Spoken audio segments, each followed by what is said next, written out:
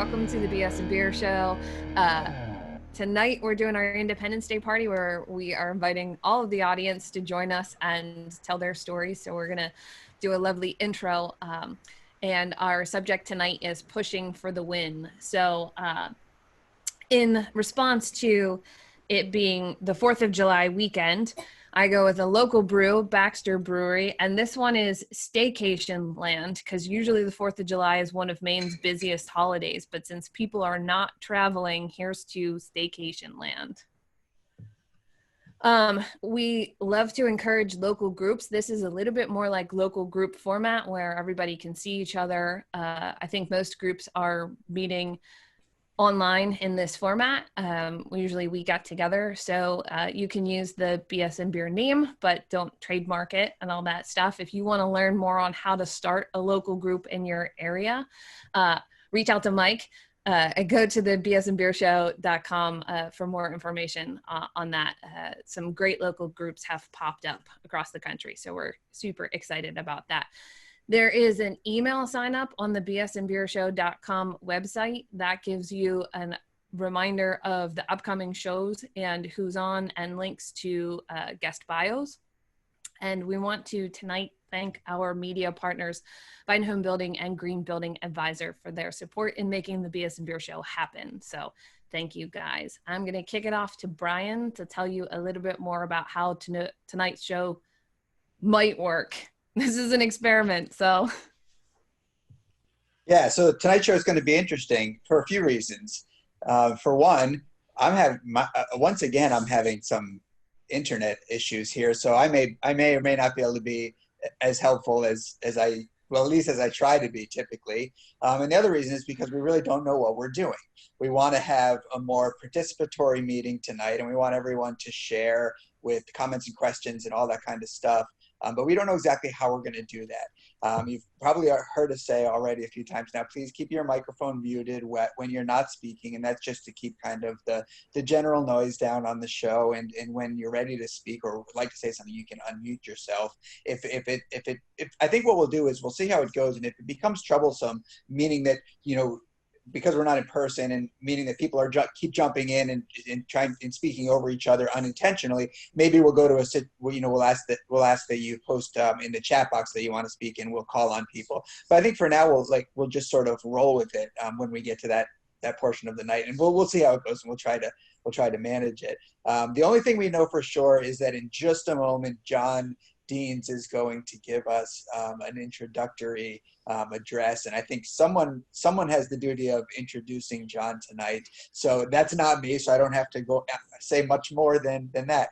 I am drinking a kombucha cocktail tonight, which is simply our homebrewed kombucha with a little bit of seltzer water in it. It tends to lose its effervescence after a few days in the fridge. So cheers, everyone, and I look forward to our conversation tonight, and we'll see how it goes. Thanks, Brian. I'm Mike Maines, sitting on a lake somewhere in Maine. I am drinking a local beer, Maine Beer Company Pale Ale, really delicious, locally brewed beer by a really good company. Tonight's guest is my friend John Deans. A few words about John. Before joining Emerald Builders in Bodenham, Maine in 2017, John worked as an organizer and campaigner for environmental causes, including a long stint at Greenpeace. Now, John works as a carpenter, building high-performance homes, and also as a part-time marketing director at Emerald Builders, owned by Reggie, who is also with us tonight. And John's also marketing director there and a board member of Passive House Maine. John enjoys working on his old farmhouse and going on outdoor adventures, including once hiking up Mount Rushmore. Apparently there's more to the Mount Rushmore story, but you have to buy John a beer in order to hear it. So I don't know if we'll hear the rest of the story tonight, but if you ever meet up with John, buy me a beer and ask about it. And I am going to kick it over to Travis. I got to hear that story, man. I'm going to start shipping you beers immediately, John. Yeah, I'm Travis Brungard. I'm drinking in Kansas City tonight. And if you're drinking to freedom for our Independence Party, you got to drink Free State beer. Free State's out of Lawrence. I saw William Lloyd hollering from Lawrence tonight. I'm drinking the Guavatas because I like it sour. And I know Emily doesn't like the sours. So I'll pile on and say, hey, Emily, I'm drinking this in my basement because it's nice and cool down here in the hot, humid Kansas City sun. So tonight I'd like you all to raise a glass with me to celebrate our independence from tyranny, from the status quo, from minimum code, from crummy design, and from the way things were. And now we'll go onward with John into a better tomorrow. Cheers. Cheers. Cheers. Well, thanks, BS and Beer and Fine Home Building for having me on. I mistook the memo. So I put my adult diapers on because I thought this was an independence dance party. So I'm sorry I got that one wrong, but we're going to go on with it anyway. So thanks, Mike, for the nice introduction. And all I can say about the Rushmore thing for now is that just look up Greenpeace and Mount Rushmore and then buy me a beer sometime and we'll have a nice chat. I'll just skip over the introduction of me since you kind of know who I am. And so I work for Emerald Builders, and I want to tell you a little bit about our company because it kind of pertains to what we're going to talk about tonight. We were started in 2006 by Reggie LaBelle, who is somewhere on the call here. He's also in the bubble behind me because we have to keep him contained in there most of the time anyway, but especially COVID-19. So he started this company because he worked in a high-end building market and just saw all the extreme amount of waste, throwing new additions into the dumpster and building stuff only to have folks want to just tear it down and rebuild it all the time. And there just wasn't a big focus on performance and green aspects, and couldn't find a lot of excitement in the folks he was working with. So he said, screw it, I'm going to start my own company. And Emerald Builders was founded 14 years ago with the express purpose of building high performance, environmentally friendly homes. And that's what we've been able to do. In the 14 years we've been around, we've never built a code minimum home or really anything close to it. And we've been really fortunate to have clients who want to build to a higher level, to a higher air tightness standard, insulation standard, efficiency of design, and all of those things. In fact, tonight I'm coming to you from a 1950s post office here in Bodenham that we renovated, designed by Mike Maines actually. And we thickened the walls on the inside and put a few inches of Gutex wood fiber board on the outside and kind of dressed it up in ode to shingle style. And it's just what we live and breathe. That's just who we are as a company. We're also a triple bottom line company, which means we're not just focused on making money, but we balance people, profit, and planet all together. Make sure that we're doing well across all of those indices. That's kind of how we look at our business. Not just are we making a good profit, are we making money, but are our people taken care of? Are we doing the best we can in our communities? And are we doing things that protect the planet? So as part of the planet side, we're a 1% for the planet company. So you see the sticker behind me here. But we give 1% of our gross revenue every year to environmental nonprofits because we're trying to do everything we can to do the right thing in our jobs, but we know that's not enough. And we know there are really committed activists out there who need resources to keep pushing for the policies and solutions that we need out there. So that's another piece of what we do. So for tonight's discussion, pushing for the win, this phrase came because we were all talking about what to talk about on here. And one of the things that we all want to do is be better. We're all involved in building science and building science discussion because we want to build better buildings. We want to use better assemblies. We want to follow science. We want to do what's best for our clients, for the longevity of our buildings. And I'd extend that to what's good for the planet and what's good for people in our communities. And we're always asking ourselves, like, how do we get better? And I think a lot of times it feels as though the challenges are too big. Like, we can't do enough, so why even try? Or we feel like our scale of impact is just so low. What does it matter if I buy a few FSC 2x4s? Does that really make an impact? Switching to cellulose versus fiberglass or something like that. And our experience is that it's about racking up the wins and constantly trying to push for better. And if that's incremental sometimes and it feels small, that's okay. It still fits into the larger goals that we're trying to push for. And if you don't push for the small wins, you'll never get the big wins. If you're not continually pushing forward, you're not going to get that. And I think in this world right now, you know, whether it's all the things around COVID-19, what we're seeing in terms of systemic racism, what we're seeing in terms of the impacts and the threats of climate change. I mean, if you all remember, Australia was on fire earlier this year, not too long ago. And this is just happening all over. Last BS and Beer, we were talking about wind loads.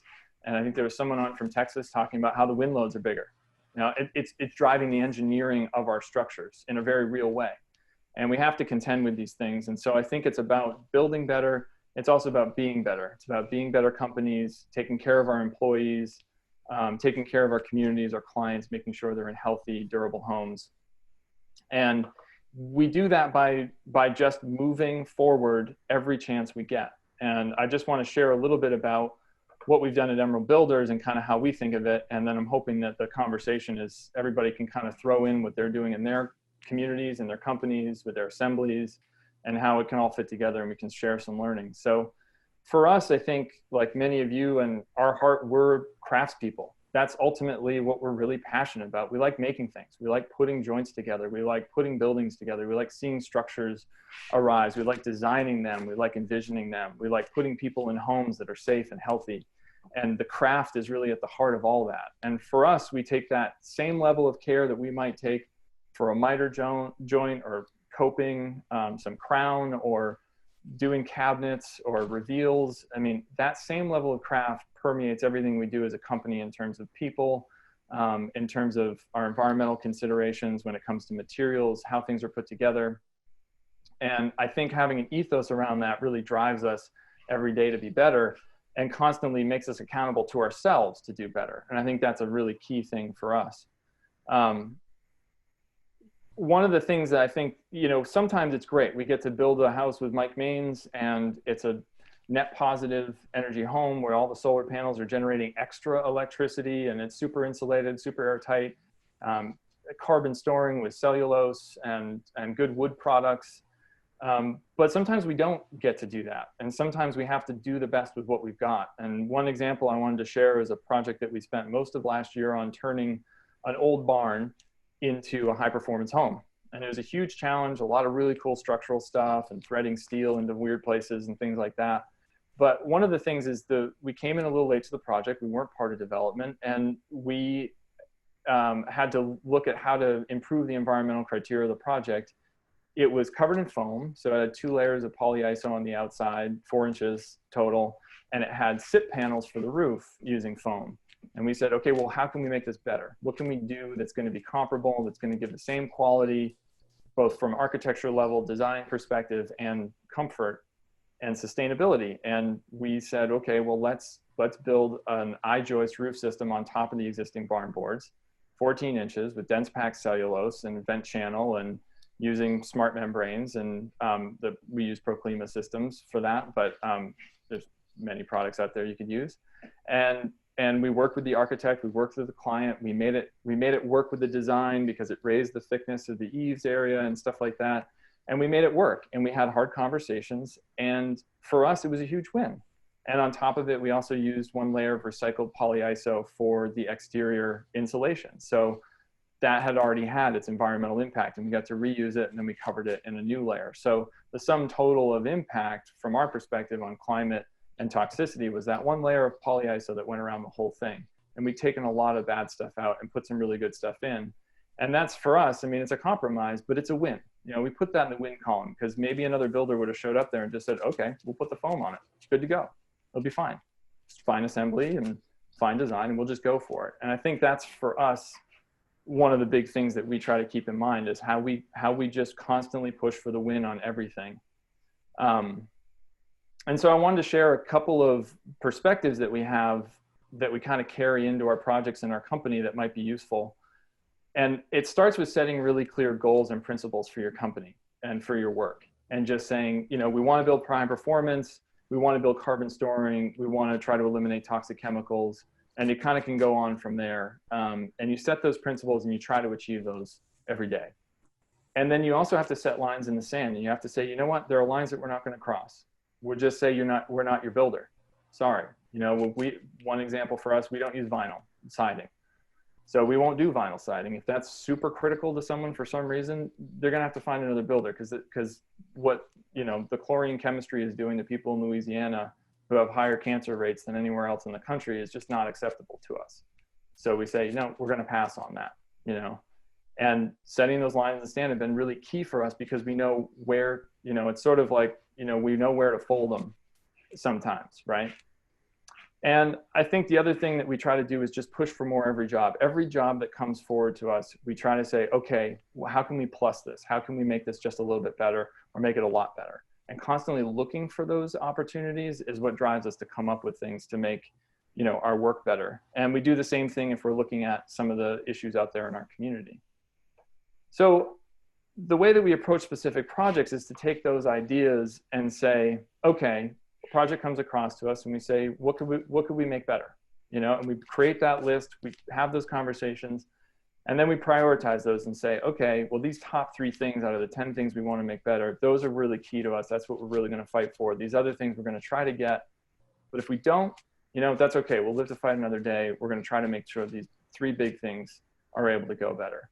And then we want to lay those changes out and communicate those to the clients. And there's a process of education. There's a process of education with the architects. Sometimes we're making shop drawings for architects and designers and saying, look, this is how we think they could go together to eliminate a thermal bridge, or, you know, to allow us to use cellulose, or whatever the thing is. And we have to put that extra work in, but that education also is going to go beyond our project, right? It's going to be a consideration for the next project potentially. So it's really important to do that.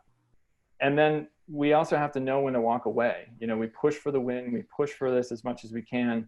And if it really just isn't going to be the right fit, or it's just not going to hit those, you know, top principles, then we have to be prepared to walk. And we found that when we are, oftentimes people will say, you know what, I respect you for that. You know, you stick to your principles. Let's figure it out. Let's come up with a compromise. Let's move something forward. And I think that's huge for us. I think we found that having these principles actually makes us a good partner for clients. You know, I think sometimes we can get intimidated. We certainly get intimidated sometimes. It's like, oh, the client not going to like this, or they're going to think it's too expensive, or they're just not going to like that we're pushing back on something. More often than not, what we hear after we've done a project with a client is they'll pick something out and say, you know what, you challenged us on this.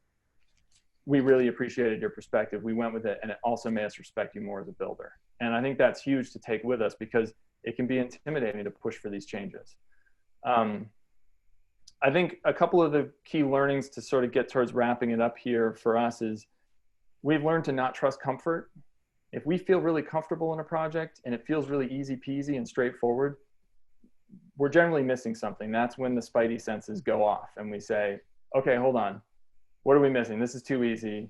You know, what could we be making better? You know, what's happening here? And when we try to push for those, you know, even if it is a really good project on paper, there's usually something more that we could do, and we want to kind of lean into that. It's also important not to assume that the answer is no. We've just learned to ask. You know, you get a lot by asking. You know, it pays to ask, and it rarely hurts you to put the question forward to a client or an architect, like, hey, could we do it this way? Could we use this material? And so don't assume the answer is no. And what I like to, this is something I'd love to hear more about tonight from other perspectives. But for us, it's, you know, when I was a kid, actually my parents are on, so this is funny, but I don't know why we ate liver. Maybe you could buy my dad a beer and he could explain to you why we ever ate it, but they would hide it in my mashed potatoes, right? And my whole thing is, don't hide the liver in the mashed potatoes. Tell your clients, look, we're doing this for the environment. We're doing this for efficiency. We're doing this for performance, for durability, whatever your principles are, be forward with them. Don't try to slip it in there for 2 reasons for me. One, I think our experience as a company is we get better projects. We get good relationships with clients. We garner a lot of loyalty and respect from doing that, and with the architecture and design community as well. But 2, well, you're not pushing the message further if you're not telling people. And so educating clients who are going to tell their friends, who are going to just continue this narrative going forward about how to be better, I think is really important. So whenever we can, I think it's important that we communicate all the good stuff that we're trying to do and why we're doing it. And then it has its own merits and principles, and it's not just about the almighty dollar, although that's important too. And then the last thing is to constantly be able to readjust and be able to sort of adjust to new circumstances, whether it's what's happening in the world or whether it's what's happening with a given project or new technologies. We've learned a lot about embodied carbon over just the last 18 months, really, I think in a big way. And that's really changed how we look at our buildings and what's important in those buildings and those assemblies. And so we have to constantly readjust and change what we're doing at any given time so that we can stay relevant, stay current, stay on top of what needs to change. So to wrap it up, I mean, this is sort of a very quick laundry list of kind of our perspective and what's worked for us. And I'm happy to share more stories throughout the evening if it's relevant. But I think it also is about applying these things to our lives and to our corporate cultures or company cultures and our position in the community. Right now, we have a lot of stuff happening in the world that's very challenging for everybody. One of the things we're doing as a company is trying to donate to Black-led organizations. And because we don't have all the answers, we're a white organization and company. And so we're saying, you know what, let's at least put the money we can put forward to people who are doing the work, who are most impacted by this. In the meantime, we're doing a lot of internal trainings. We're working, you know, I'm bringing this message to you all tonight. We're talking with our community, with NESI and Northeast Sustainable Energy Association and other trade friends to really have these conversations. So I think we have to be a little uncomfortable. We have to try to lead with some humility and be willing to take our licks and move forward, whether it's our projects, our community, or our actions. So that's all I've got for you tonight. And I really appreciate everybody listening, and I look forward to the conversation. And I hope that a lot of other people on here have some things that they can share about how they approach this with their company, with their clients, with their projects, and with other peers in the industry. Thank you. I was going to say thank you, John. I really appreciate that. And I'm drinking Maine Beer Company, sorry. Oh, which one? Peeper. Classic. It's a classic because it works. All right. Thumbs up.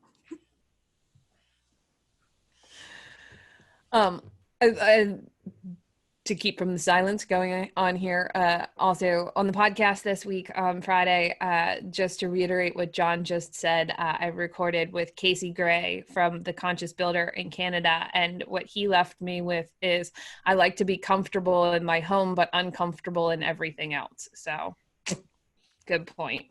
I like that. So, now's the point at which we hope you don't all jump on at the same time, but if you want to come on, share your stories, talk about what you've done, what you've seen, what you've got going on, how you're moving it forward, how you make a little bit of a difference. Feel free to share this. Tonight's BS and Beer is all about you guys. You have to unmute yourself in order to talk, because everybody's on mute.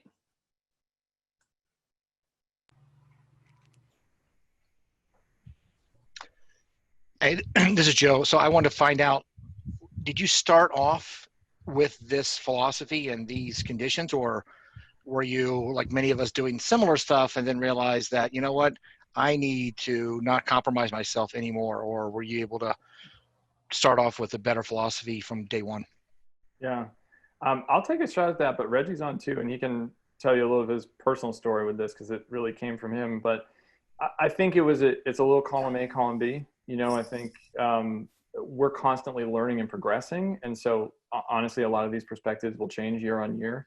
The founding of the company was to try to do it better, and not necessarily knowing what that meant yet, but just trying to use some new materials, some new practices, some new philosophies about business and about the way that our homes go together. But Reg, I don't know if you want to throw in a little bit more of the backstory there for perspective.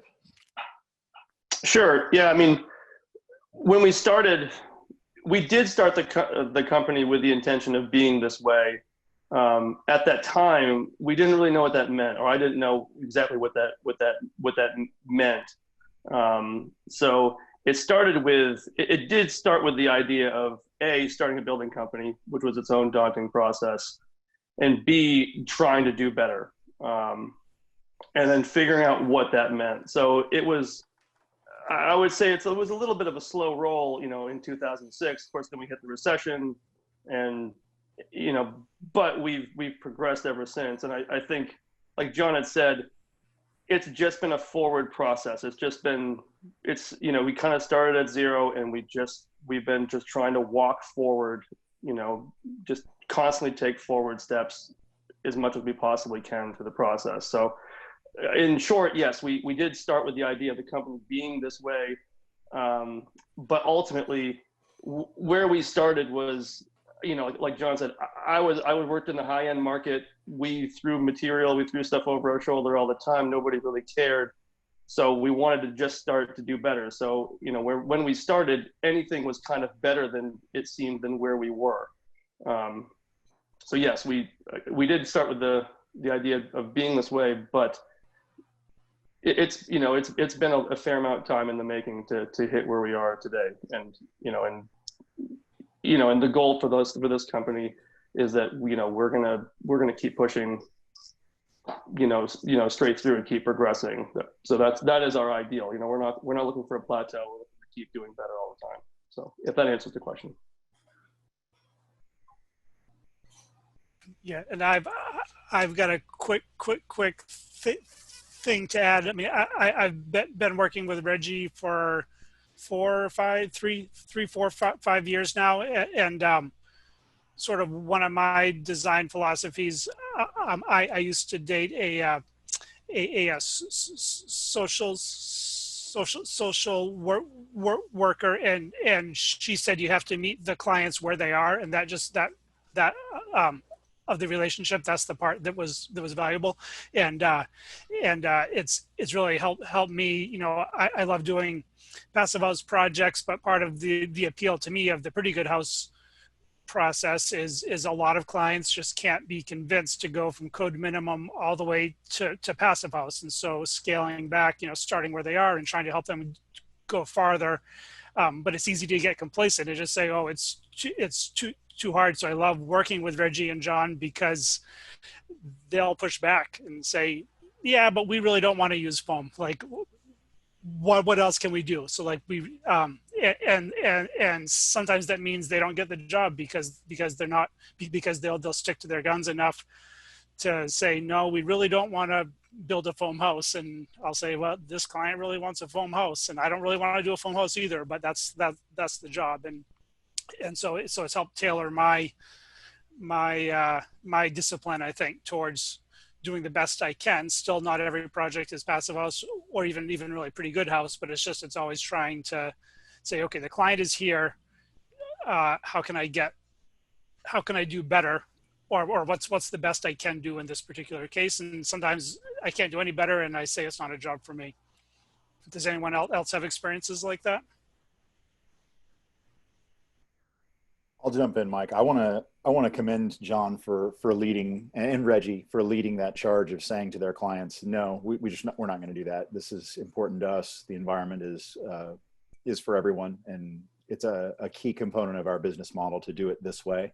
I really applaud that, and I'm a little bit envious because we don't always feel comfortable doing that. To be real honest, I feel like we're almost more guerrilla environmentalists. Like, we get in there and then secretly add the things that they don't know are great, specifically so that they don't say, wait a minute, is that a more expensive insulation than I could use? Because if I can save some money, I want to save that money. So we don't give them that choice, but we also don't lead the charge and say, well, here's the deal. We're not willing to do that lesser product. We're not willing to build code minimum. We're not willing to have air leakage. This is what we have to do in order for us to do your job. And I feel like we're kind of both doing that, but you're doing it from the mountaintop saying we have to do this because the planet needs it. And that's what I'm jealous of. I feel so strongly that to solve our climate problems, we have to reach the masses. And that means not excluding someone who wants to save money, because almost everybody does.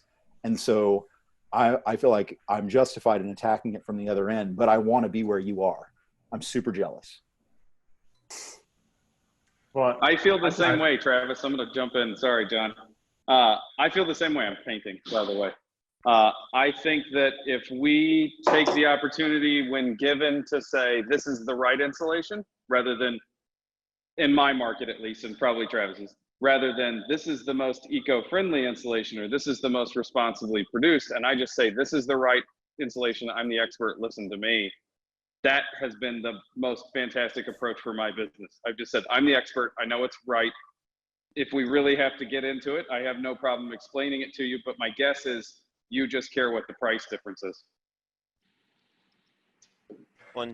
For some of us that we started working on this high performance homes 20 plus years ago, back in those days, we were accused of being the spotted owl lovers and, you know, green freaks and all kinds of stuff. But for me, it was never about the environmental thing of the planet, although it was, but it wasn't necessarily the idea that I started doing high performance houses, because I felt like there's enough information there to know that there's a cycle when planets, you know, get warmer and cooler and whatever, and maybe our Earth is getting warmer. I don't know that. I'm not a scientist to know that. At the same time, I look at it, but if we're wrong, shouldn't I be doing something about it?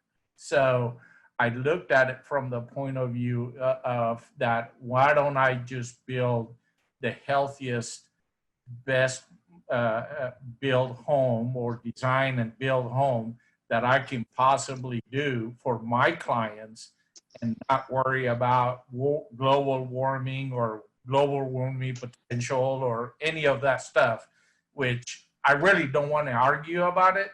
I don't care whether my clients believe it or not. I just tell them, this is the way I design houses. They're all zero energy or zero energy ready. And if you don't like it, you need to hire somebody else, because you're going to waste your money. That's it.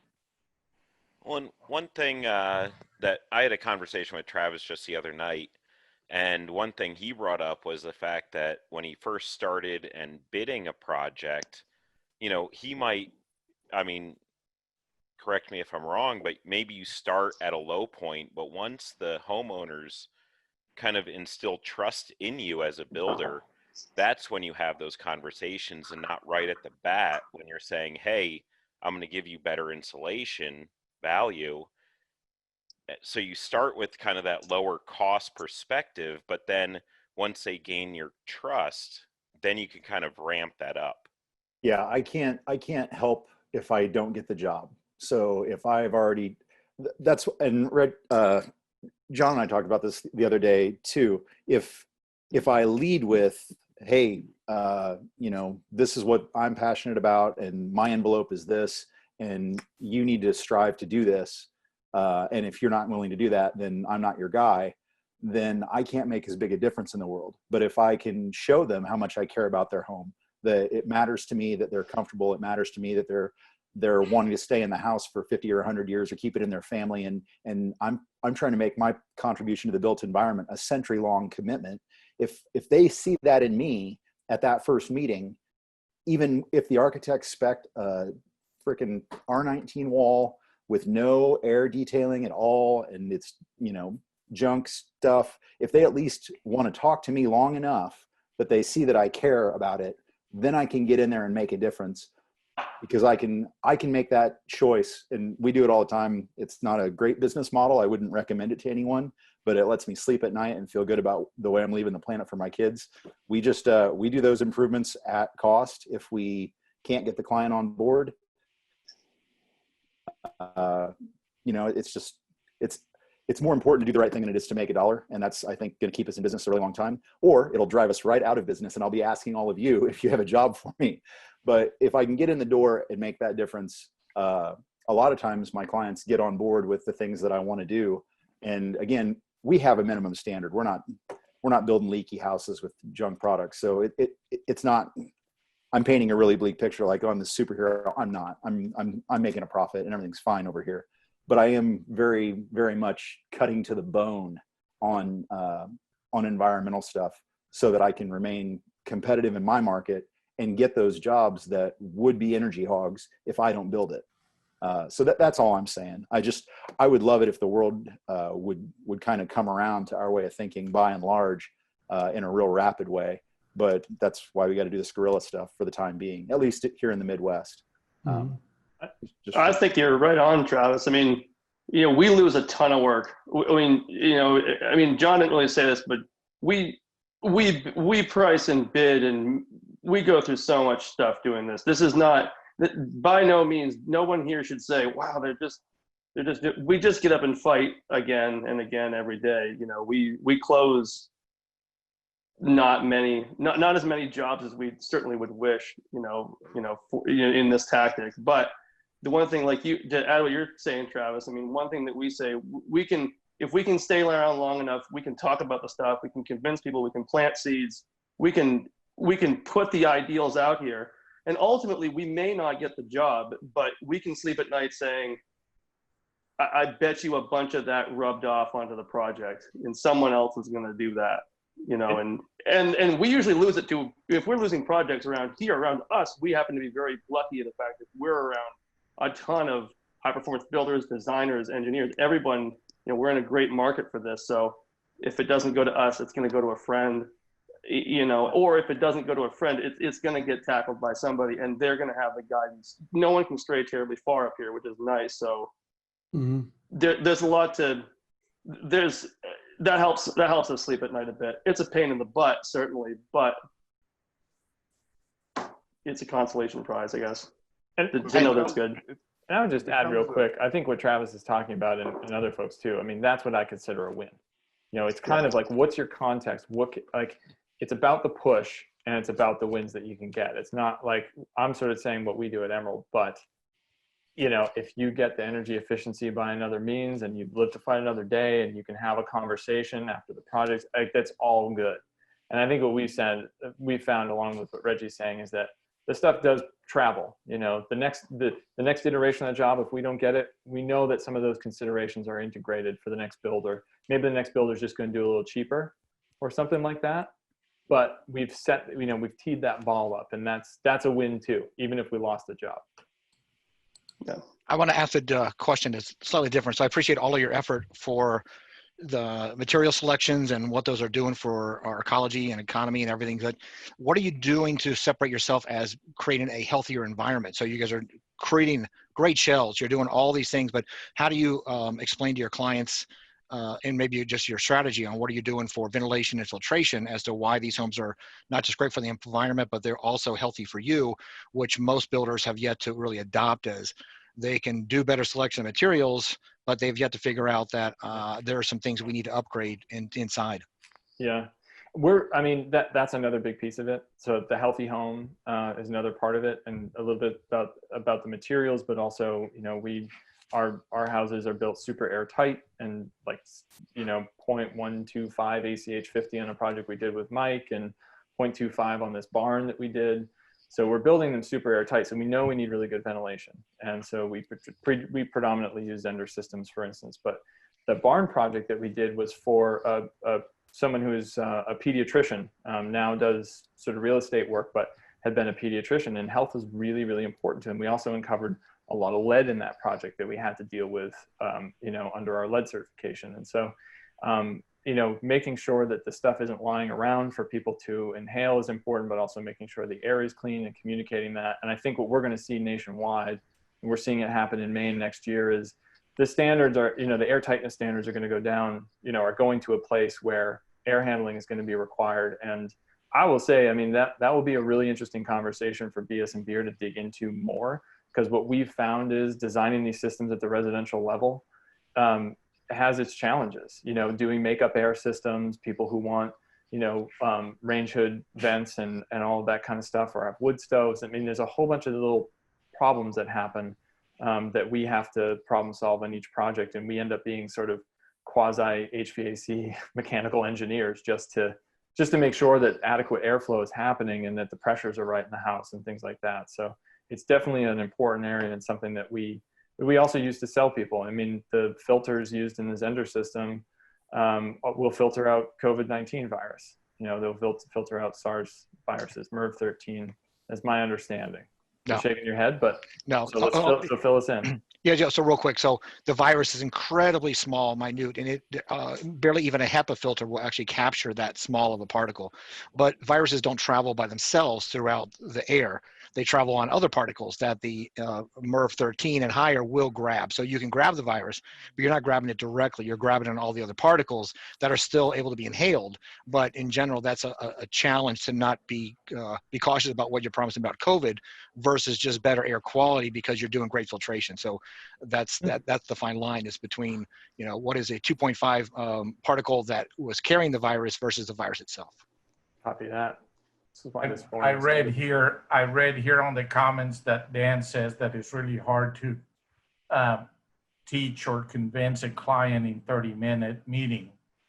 One of the things that I do, and I don't know whether it's worthwhile to you guys or not, I love PowerPoints.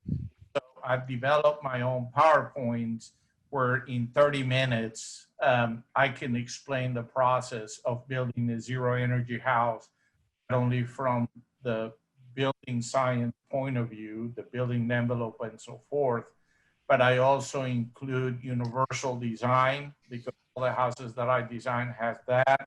I also include the fortified home. I know you guys up north probably don't have the earthquakes and the hurricanes, tornadoes that we have here, but that seems to be a big issue every time we have a tornado flying by. Everybody wants to ask, what's that? Nowadays we're having, as Joe mentioned, we want to offer MERV 16s and maybe MERV 13s, but you also need to understand that to put those type of filters, you may have to redesign your HVAC system. So, PowerPoints are faster and you get your point across quicker. A lot of times, at least most of the houses that I design are big houses, and these are people that are used to see data and things, and so it's not hard for them to understand the building sign concept. And once I finish the PowerPoint, you can see their wheels turning in their head, and then all of a sudden they start asking questions about building signs that they didn't know they had 30 minutes earlier. So my suggestion is develop a PowerPoint with your company and put beautiful pictures of your work. Yeah, and what you're saying, Armando, is great. I mean, that's really amazing work. And John and Reggie and Jake, I mean, what you guys do is really admirable. And I'm envious of the position that you're in to be able to do that. I build here in Houston, Texas, and I'm drinking Shinerbach tonight. But I'm more along the lines of Travis. So if we get into a competitive situation, and down here in the South, dehumidification is critical, so critical.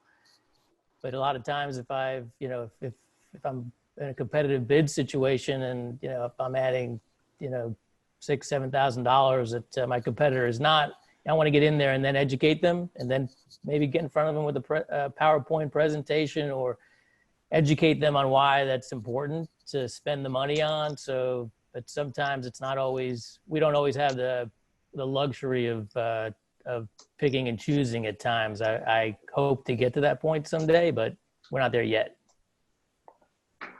I think a lot of us don't always have the luxury of doing that. And I would say in response to what Armando said is that a lot of us could be putting some of this stuff on our website. So when people come and look for you, they get that extra information before they even look to hire you. Now you've already looked like the expert. So you're going into this meeting and they feel like maybe they know a little bit more, or you're giving them a little bit more. And that's part of what I started doing is I just started talking about what I do and what I thought was important. So a lot of people who come to me, they find my website, they get a deep dive into whatever, and then they come maybe with a little bit of education already, send them to the Pretty Good House. This is why we're doing something different. And we talk to them in terms of what they think is important. And I think Alan from the Go Home said it, that they sell their houses based not on financial, but on what is, really important. A lot of people do find the money to come up with something that's important. So for you in Houston, one of those things that might be important is dehumidification is a huge issue. And if mold growth is also a huge issue, right now with COVID-19, people are really starting to think about respiratory health and mold growth. So that might be one of those things where you just write a little blurb on your website and say, hey, we think dehumidification is really important. We put it in all of our projects because we feel X, Y, or Z, and that might lead into it. And I'm only interrupting, and I didn't mean to jump in here because Kate has had her hand up for quite a while on the raise hand thing. So Kate, if you'd like to say something. No, it's fine. We knew this was how this was going to go. There are actually a couple of people who want to talk. So Kate, go ahead. Well, so I'm Kate, I'm in Vermont, and I'm coming from a little bit of a different perspective in that I'm not a contractor, but I typically work both as a owner's rep and a project manager for, usually directly for a client. And I have the absolute privilege and luxury to be coming from the environmental nonprofit industry or, space. And so my clients that come to me are typically environmentally focused. And so but what I wanted to contribute to this whole conversation about kind of how do we sell high performance is, my strategy is to kind of come in right from the very beginning. And I have the luxury, I'm meeting with clients before they've picked a builder or an architect, ideally, and I'm helping guide them to those people. So it's great because I can then direct them in the right places. But I kind of come into it and with this the baseline is not code. Like I come in and be like, well, so I'm assuming you're going for net zero, but are you interested in passive house or were you thinking living building challenge? So it's like set the low bar already at, well, I assume you're going to be net zero as kind of the entry point. And then we can go from there about what else they might choose to do, or, oh, well, we'll do passive house, but we're not going to certify. That's a good cost saving measure, but we'll still meet all of the criteria, So that's one way that I've tried to deal with that. And one of the things that we do when we walk through with clients, so Mike Ingley, drinking Montauk, summer ale, but and we're in Manhattan and Brooklyn. We do a lot of historic masonry retrofits, so we're maybe in a slightly different market. But the first thing I do when I walk through with clients is I ask them, I tell them, if you want to get rid of some of the bugs and dust inside, we can do a passive house, and if you want to get rid of some of the street noise, we can do high performance windows, and we can do a passive house. And if you want to get rid of the old radiator pipes and all the nasty radiators, probably don't need heat at all if we do a passive house. And if you want fresh air 24/7, we could probably do a passive house. Fresh air 24/7, filtered all day. And then I keep walking, and eventually they're like, "What's a passive house?" And they never got past bugs and dust, never. And it's to the point where they didn't know that was a possibility. They didn't know to ask the question. And once they know it's possible, even when we do budget cuts, air sealing is never cut. Sealing those sidewalls is never cut. And in passive house, in our world at least, air sealings are the most expensive thing. So it just takes a long time to seal the sidewalls. So for me, selling the amenities of passive house and just making sure they know the questions to ask, then the next architect comes in and they're like, well, do you do passive house? And then we got the job. So it's for me, it's selling the amenities. Because nobody knows. They don't know what to ask for, and they don't care how we do it. I wish they did. I just want to make a short comment because somebody mentioned something here. But when you develop a PowerPoint, you control the narrative. You control what you're telling your clients, and so it's easier for you to teach them what they don't know. Mm-hmm. That's just my opinion. It's true.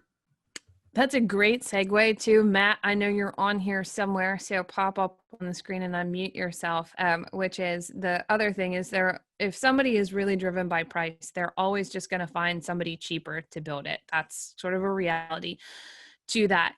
And I said this to John and Reggie on the podcast that we did together, which is we need to infiltrate the National Home Builders Association and start from the bottom and push up so that things like the 2021 code is close to passive house as far as efficiency performance. And if we just make everybody start adopting codes incrementally, we'll get better at it. So that's great. But I wanted to mention Matt because he's starting really at the base level, which is we need people who are coming in from middle school and high school that are interested in this, that are pushing it from their end. So wherever you are, Matt. Yeah, I'm here, Emily. Yeah, guys, Travis, everybody, hello. First of all, real quick, I just want to thank everybody that's on this, that's been on the BS and Beer, Emily, Travis, people have been on here like Jake, Dan, I'm sure I'm missing some people. You guys have helped me out tremendously. The knowledge you guys are putting out here has made me taking master's courses super easy. I was able to rock out my construction forensics class just from the knowledge I've learned from here. So thank you for that, guys. Also, everything you guys have kind of done, talking about my program and stuff. If for people that don't know, I teach a high school building trades program here in Taylorville, Illinois, which is right in Central Illinois. And what we did was, it was a program that was back in the 60s, and we relaunched it this year. And I decided right from the start that we were going to do it better than code. It was going to be energy efficiency, all this stuff. This was before I knew about Pretty Good House and the idea behind that. I mean, I'd heard it, I knew about what passive house and all that stuff was. So luckily I got connected with Jake Bruton, and Steve Basic, helping with air sealing details. Travis has been a great help. And the kids, we built a house and did our air test, or our air or blower door test on the envelope. We hit Travis, what was it, 0.58? It was right at 0.6, right at passive house levels. So 0.58. 0.58. There it was. Jake was there. We did a video. It's official. Documented. So that it's recorded. That's so awesome. my idea was, where I live, I'm kind of like Travis and Jake and those guys. We're here in the Midwest where, you know, not that people don't care about the environment, but it's not as a popular thing as it is, you know, up in Maine and stuff. So for me, it was more about the energy efficiency, building a better house. And the idea was, these kids are going to be doing what you guys are all doing right now. It's going to be what hopefully everybody's doing, say, I don't know, let's say within 10 years, right? So I want my kids to be able to say in 10 years, be like, oh man, I was doing that in high school. And the other thing is, I want, around here, it's the builders do stuff because that's what their dad taught them. That's what their grandpa taught them. And that stems back from, at least in my age, 50s, 60s, 70s, 80s, you know, of what was going on. So a lot of it hasn't changed much. The products have changed a little bit, you know, but it hasn't, we're probably the only house in town, probably in the county, that has exterior insulation around the outside of the house for no reason other than leveling it out to put new vinyl siding on an old farmhouse. Or we have a rain screen for the same reason. You know, we have a rain screen for a purpose where any other house in town has a rain screen because the old siding wasn't level and they had to level it out, and that's how they did it. So my goal was to put these kids at a higher level, so that way they're ahead of code. Hopefully the goal is for other contractors in town to catch on to, hey, these simple little things like air sealing is not very difficult. The kids can do it. Travis, what you're saying with caulking and taping, whatever it is you say. Caulking and caring, taping and trying. It's just about the effort. It's not that hard. There it is. High school kids can do it their first try. The good thing is they're moldable, so they'll listen to me. I had to become moldable as too to learn all this stuff. Unfortunately with COVID, we didn't get the house all the way finished yet, but we're working on getting it finished up. We got some big ideas going on for the next house for next year. The idea is just to keep building on it. All the support I've gotten from companies like Huber and Rockwool, and you guys on here have been great talking about it, promoting it. hopefully we can get some more schools doing this kind of stuff. And yeah, we're starting at ground level. So I'm your lifeline to the new generation, guys. So, and I'm a sponge for you. I've been in programs like that, and usually those kids become foremen quickly, and that's what changes the industry. Because it's one thing they show up and show some new techniques, but now they're able to guide others, and now they eventually will think back that they were the grandpa. Like, oh, I'll do it like my grandpa did it because he did it right. So that's our goal. Well, and I told my kids, if they ever go work for somebody and somebody doesn't do something they've been taught, I ask them why, or say, hey, we did this, and explain why you did it. I mean, they understand what a rain screen does and why, controlling moisture, even with air movement and everything, they understand why that's all important now. Like, they've learned that. So I told them, I said, just, you don't have to be rude about it or something. Just ask. I said, it probably won't change anything with if you're working for a builder that's been building for 30 years, but maybe they get a thought in their head. Who knows? Just to add to that real quick too, I mean, we talked about this on the podcast with Emily, but my dad gave him a shout out. He was a shop teacher most of his life, tech ed, whatever it was called at any given decade. But one of the things I learned from him is that we're also educating clients.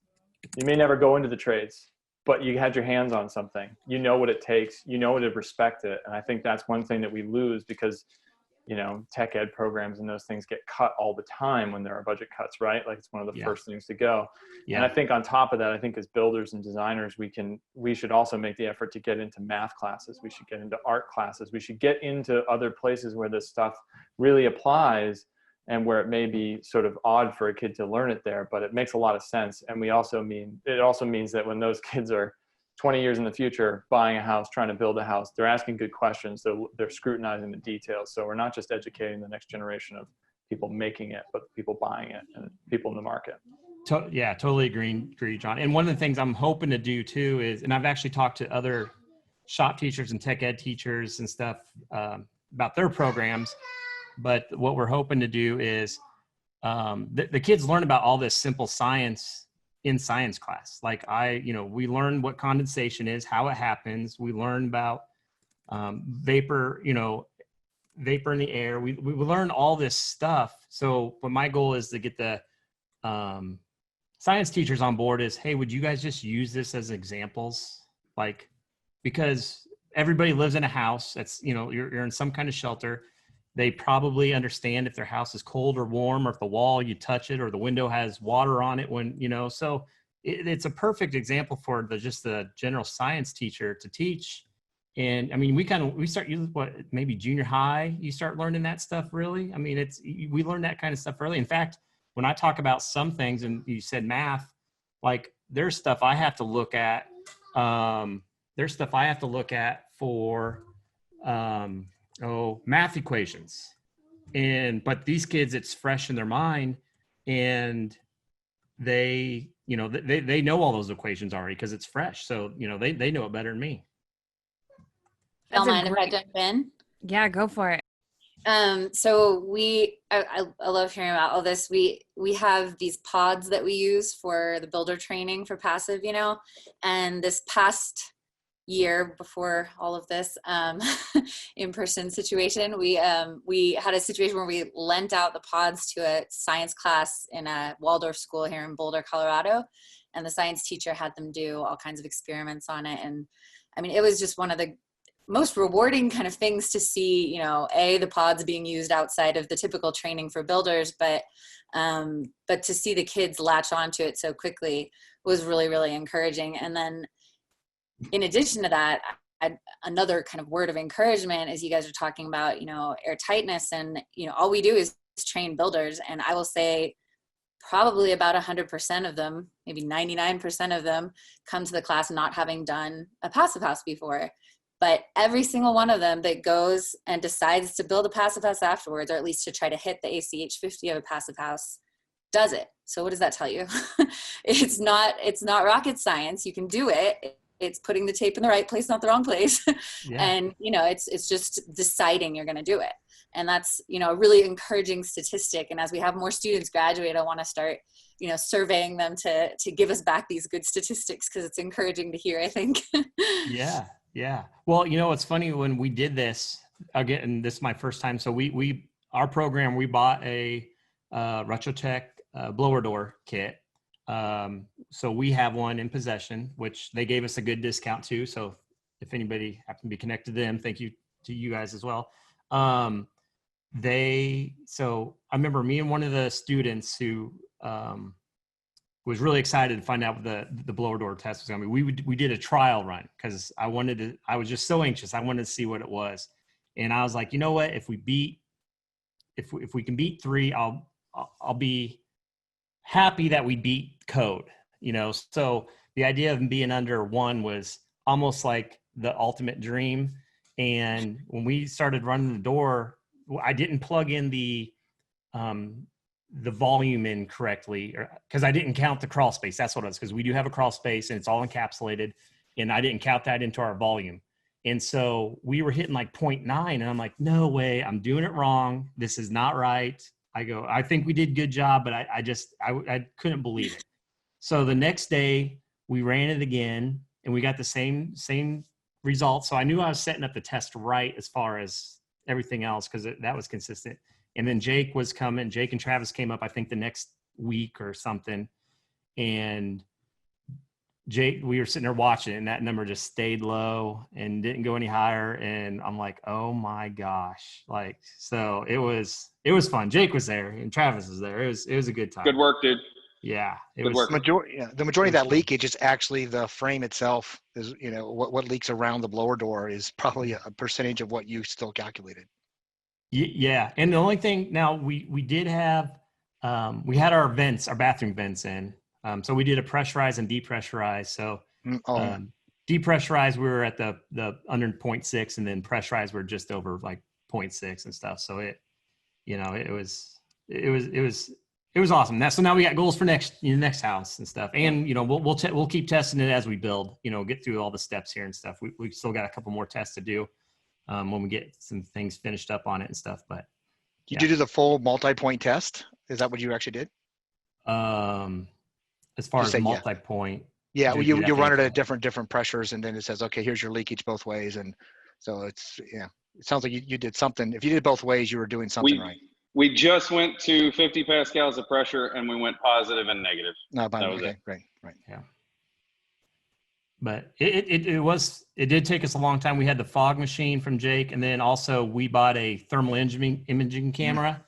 And so when we did our own test, that's when I had the kids go around looking for the leaks, and we found a few. We were pretty impressed on how few we found, but we were impressed that how much of a difference it did make for the couple places we did get fixed and stuff. So yeah, the kids can run a thermal imaging camera. Me and Travis did a little unofficial scientific explanation experiment with leaving we have about a 5 foot tall casement window open. And for it to get up to 3, I think we had it open, I don't know, approximately 3 inches, Travis, or something. And so pretty much now I can tell everybody, and the kids were able to see, like, okay, if you build a house to code and you have a 5 foot window and everything else is tight, leave that window open this far, and that's a code. And so explaining that to like the teachers and everything, when I was telling, you know, the school about this in an email, like I told them, hey, if you guys, your house, probably if it's at code right now, it's like having your window open this far, and everybody's like, oh my gosh. Like, so, you know, putting that real world thing now that teachers are even asking questions and stuff. So, you know, it's getting, the dots are starting to connect. Yeah, thank you. I think it's really important. And I know when I was in high school, I didn't like calculus till I went to college and started doing structures. So talking about it in math and science class, where you can apply building science to all the crap that you do in regular school, might get more people interested in building science. So anyway, a while ago, William Laurie, you said you wanted to pop on and say something. So if you want to jump on, feel free to unmute yourself. If you're still here. I was right underneath him. If I can go ahead. If he's here, I'll wait for him. Okay. Sure, go for it. No, go ahead, William. I'll wait for you. Go ahead. Sorry. Yeah, I had to use the facilities real fast. All right. So I just wanted to touch upon the legislative and the code going on that somebody, I believe maybe Emily, you were referring to that. Here in Kansas, and Travis probably can relate to this, we don't have the best code going on, especially statewide. Different municipalities can control what they have code-wide, and there's no state regulation, no minimum anything. So some municipalities don't even have any code. Yeah, don't let me fool you. Here in Maine, contractors don't have to be licensed, and if there's less than 4,000 people, they don't have to follow the code. So yeah, some of us are experiencing that as well. Texas is pretty much the same. Who is it? Who just? Sorry, I'm trying to find the Brady Bunch person that just said that right now. It was Armando. It's Armando. In Texas, Armando. We have no licensing. By the way, I have you listed. I'm coming for you for some information with your decades. Yeah, so you better watch out. I used to build in Wichita and Olathe, so I'm aware of the codes in Kansas. Oh, yes. Terrible. So anyways, moving forward, what I'm doing right now is my expertise is actually literature and marketing. So how I got into insulation, just whatever, I just paint it for the layman because so the layman knows what energy efficiency is and what insulation is, because before I got to the company that I'm at, there was a whole bunch of construction people trying to write stuff and explain stuff to people who have no idea what insulation is whatsoever. That doesn't really translate whatsoever. So then on top of that, I'm now working with the legislators for Kansas through the CBC, which is the Clean Energy Business Council. And we are pushing for regulation to be mandatory statewide. We're getting closer and closer.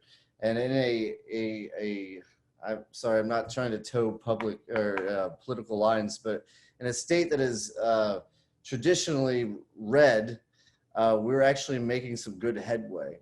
And I think finding somebody that could be in your company or somebody that you could be a good proponent for you in your state or regionally to make legislative efforts and paying them to be or paying to get into these little boards to make these ideological changes and push them, I think is a really good idea. I don't know. That's all I gotta say. I feel really strongly, just to reiterate, William, that's a fantastic effort that you're making. And it's so important that we stop killing our code officials and blaming the code for these sinful houses, because these are our partners. We've got to make this connection and bring up the bottom, as John and Reggie have been saying. That's the way we do it. If we can make everyone come up to at least this minimum standard, and then if the minimum standard's good, then everyone gets to benefit, and then it can keep getting better and better and better. That's right. Harvey, I hope you can weigh in here now from Canada, because I think Canada's probably schooling us on a lot of this stuff. Well, I don't know if I want to get into that, but thanks for letting me speak. I just wanted to say just a couple really quick things. Number one was what a principled stand that is. And I was looking at their name of their company, and all I kept on thinking was, what's the purpose of this company? High performance. But is it really high performance, or is it really high principle? And that's the thing that I really, really appreciated the most of your presentation. Like, just to be able to say, here's how we do it, and here's the way we're going to do it. And if you don't want to use us, that's fine. We're good with that, instead of chasing after. And I understand, Travis, what you're saying, because I'm similar to you. Like, if it's not about compromising, but it's more of, I want to get the job, and it's not about an upsell. Because I was on this webinar yesterday, and it was really about bracketing, which is very similar to what Armando was saying. And I can't remember the other fellow from the Bronx in New York was saying, was that, do you want to pay for a certain, here's our top dollar amount, here's the low, here's what's in the top dollar amount. Oh, I didn't know what passive house was, or I didn't know what you meant by high performance. Can you tell me more? You know what? That's really interesting that you're bringing that up, because I think like I'm new at this. I'm the first to admit. So COVID has been terrible for a lot of different reasons, but from a positive spin for me, it's given me the opportunity to be here, and it's given me the opportunity to learn, which then I'm going to apply. And then finally, is just that the final comment is similar to what other people were saying, is that the building code is changing. So the younger kids that are coming through, like Matt was saying, that's great because they're going to push it. And then as what Travis was saying, as the base goes up, it's better for everybody. So here in Canada, there's been a lot of push towards it, towards more green energy. So I'm really just want to say thank you to everybody, and it's been great for me, and thanks for letting me speak. And really, everybody just keep on going, and let's see what we can do. And this also, the lobbying that you have, if you can lobby, whoever, it doesn't matter. I know in the States it's a little bit different, red, green, or blue, whatever the colors are. It's a little bit different up in Canada, but the push really is to understand. And I think the building inspectors here know that it's a good idea to change the code. It's just the implementation. And once it's implemented and it goes through for a period of time, then the next iteration is going to come. So anyway, keep going, guys. And again, Principal Stan, is wonderful to see. Thanks for letting me speak. I'll just say on the code thing that there were some really great wins this year in the IECC 2020 code revision, and part of that came out of a bunch of us who were at the NESI conference in Boston last year. We heard that there was this opportunity to get on the committee. I forget what it was. Each town has the ability to send 4 elected officials onto the code committee. So like, there are a lot of towns in Massachusetts, here in Vermont, in Maine, that like called up the city manager, the town supervisor, whatever it is, and said like, we need to get our local person on this committee. And it actually, we talked about infiltrating the home builders, but the home builders were taken aback, and a lot of the things that they thought, they're used to just sort of like getting whatever they propose, like going through on the code revision, and they were outvoted. So it was a good example of sort of a grassroots effort that actually is changing the 2020 IECC. It's going to take years for it to actually like filter down and for cities to adopt the 2020 code, but that's what you got to do. You got to get 10 years out ahead of it. I'll just add a really quick thing to that too, that it's amazing where the involvement can make a really big impact. Like, it doesn't necessarily have to even be, that's amazing, and we need to do more on that. But we submitted some comments to the Maine Technical Advisory Group for the Maine Universal Building and Energy Code. And it was, we had a couple of big points, like on ACH and stuff, kind of reinforcing what was already happening.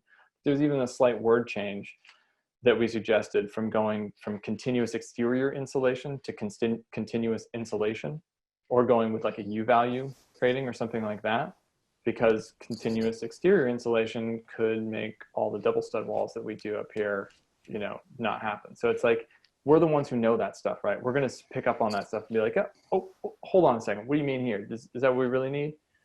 So, this stuff is all being translated at state level, and that's, any amount of involvement is actually worthwhile, I think, in this, because nobody's involved except for very large moneyed interests.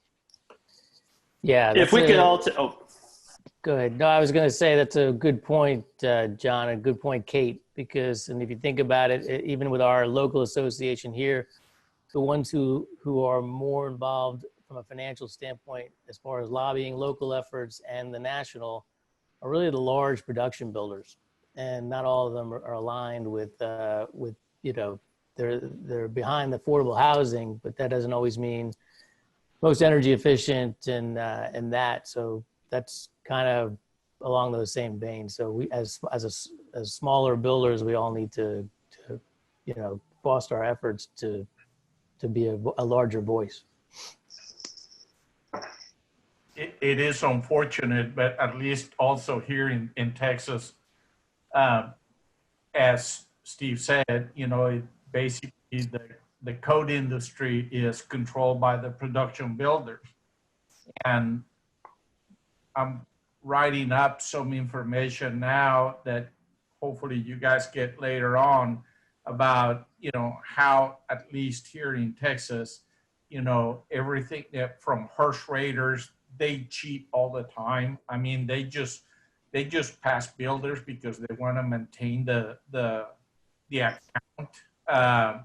There's a lot of stuff that happens in production construction that is a shame. The Home Builders Association is kind of complicit to a lot of the things. I mean, they were participant in making the air exchange from 3 to 5 for production builders. And, you know, their excuse was, we don't have time to change. And I'm thinking, wait a minute, the code was approved 3 years before the code became approved, you know. And so, I mean, it's unbelievable what, unfortunately, the industry itself, the leader of the associations for our residential industry is probably our own worst enemy.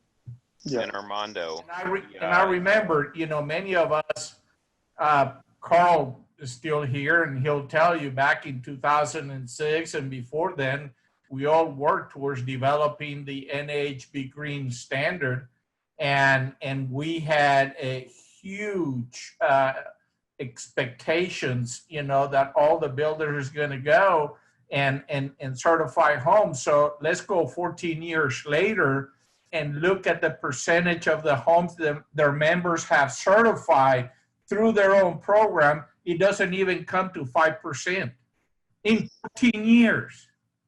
And so, anyways, I'm not a member anymore, so they probably don't want me to say much more than that. Armando, that's not only a Texas-only thing. Right in Pennsylvania, I just met with a more of a regional home builder, and he's trying to eliminate the Climate Zone 5 code for continuous insulation or double stud wall, or, you know, the increased energy efficiency on homes to begin with.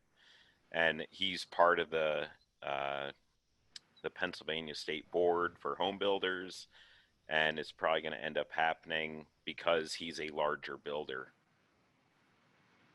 So unfortunately, the energy efficiency is kind of taking a back burner to, you know, granite countertops and other, you know, seeable things in a house. I don't know if you're on here, Christoph, and you want to expand on what you just said in the chat box, but I'd love to hear that on video.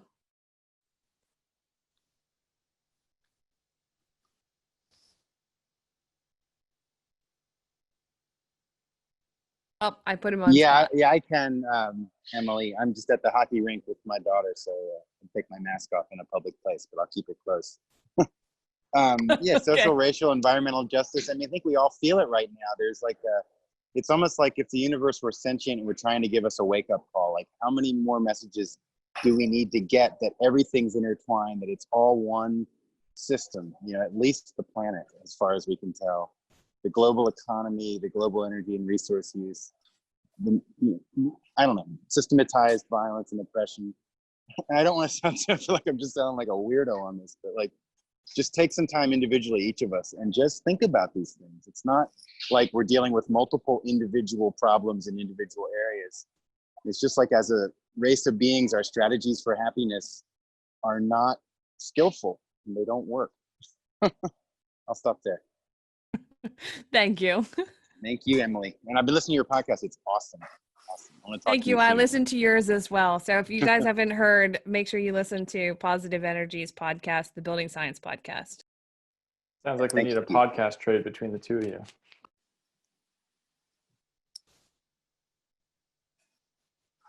Was there anybody else that really wanted to come on and speak tonight? Or I'm all for that podcast trade, by the way. Oh, yes, me too. Anytime you want to. We'll connect off screen. I'll send you an email. I can imagine that Carmudgeon is quiet.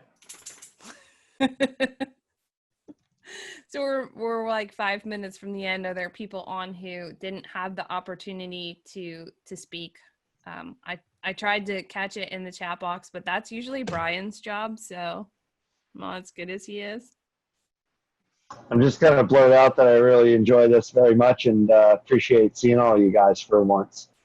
It's pretty cool to get the gang together, and look forward to future Thursday nights together. Thank you. Thank you. I've tried to catch the last ones and was just too exhausted to tune in. I apologize. But if you guys done anything about, I mentioned ventilation, I'd like to talk more about strategies of ventilation that people are able to use, independent ventilation versus integrated, or filtration methods or something. So many of you guys are in unique areas, all with different challenges. If you've done that, I apologize. I'll go try and find the recording. But if not, I would be interested in something like that for the future. Yeah, definitely tune in to on the Green Building Advisors Building Science blog. Brian always posts the record afterwards, and on the YouTube channel, the BS and Beer Show.com. Well, not even .com. The BS and Beer Show on YouTube. All of those are on there. We've done a little bit on ventilation, but it's something that comes up a lot. So I think there will be more for sure in the future. We just did some on dehumidification, which was great. So pop on the YouTube channel and check out what we've done already, and then let us know what you still want to learn or want to teach. And we're always open to opportunities. Yeah, and Joe, where did you get that information about the COVID molecules, and how do you know so much about that? Yeah, so in fact, I encourage many of you to please adopt this phrase. It's called, I'm a healthy building scientist. Healthy building scientists go beyond building scientists, and they actually state that they're much more aware of the chemicals that are in the materials, and they're super in tune with ventilation and filtration. So don't just be a building scientist, please be a healthy building scientist. You do not owe me any money. You can use it phrase in any way you want, but it just shows that you're going beyond regular standard building science. So that's what I do. I used to work at RetroTech and did all their webinars, and I left energy because energy is a waste of energy. I'm just blunt about it. We spend a lot of time saving a fraction on the meter, but all of those things you guys all do every day have massive health benefits that we just don't acknowledge or use in our marketing, or figure out a way to make those one of the primary things that you do every day. So great that you do air sealing. Air sealing is a contaminant pathway or other pathways that are beyond energy. So that's my focus. So I'm very in tune with the size of particles and filtration, and I had to figure out what that was. Thanks. Oh, look forward to that. This is usually the part where Mike's in charge, so I apologize. So I guess we should say thank you to everybody for joining us tonight. We wanted to see everybody else in the audience. I know that the format of building for the BS and Beer Show has been a lot more panelist based, and so it's great to see the faces of the people who are often in our audience, and give you guys the opportunity to talk about your experience, your projects. So I'm really thankful you joined us tonight. So thank you. I think it's great. Appreciate it. Thank you so much. Thanks to all of you for joining us. Thanks. Thank you. Thank you all. Keep pushing for the win, everyone.